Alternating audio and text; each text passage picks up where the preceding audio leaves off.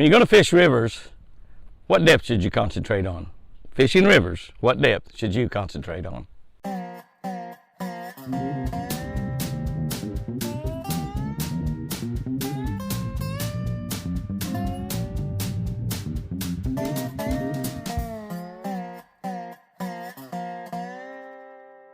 Good morning, guys and girls. November 10.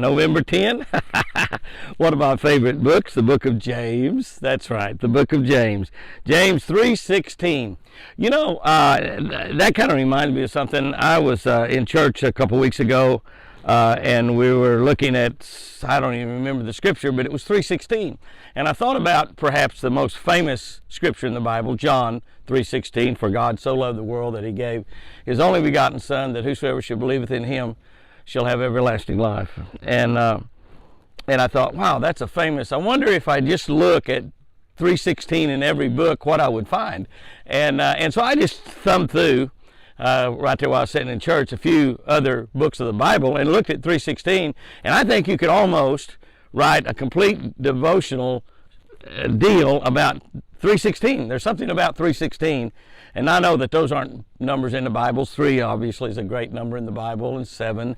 But John 3:16, and you look at these others. This is James 3:16. I don't know why I throw all that out there. It was just something that Chris wondering why I was looking at a lot of different books in the Bible. She thought I was doing something really extravagant research there.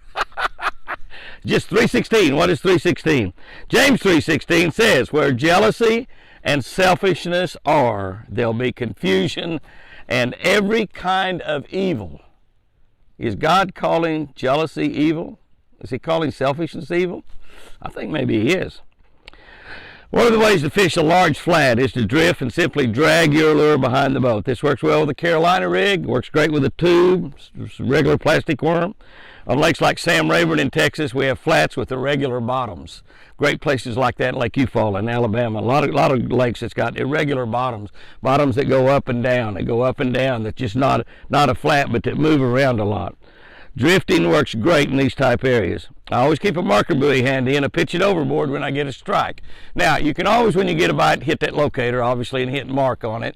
But if you put that marker buoy over, you know exactly where your boat was, where you get that strike, and you know exactly where your bait was out there. So it's kind of good that you do both, use a marker buoy and a waypoint on your fish locator.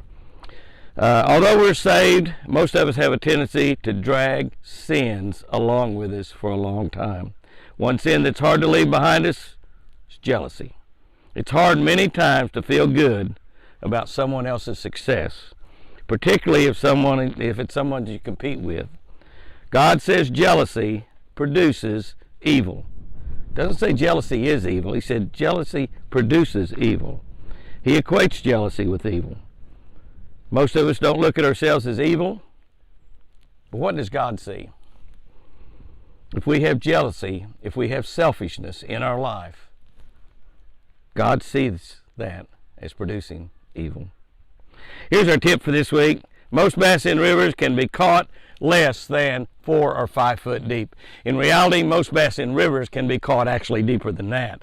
Probably 3 foot or less, you're going to catch the majority of the bass that you catch in rivers.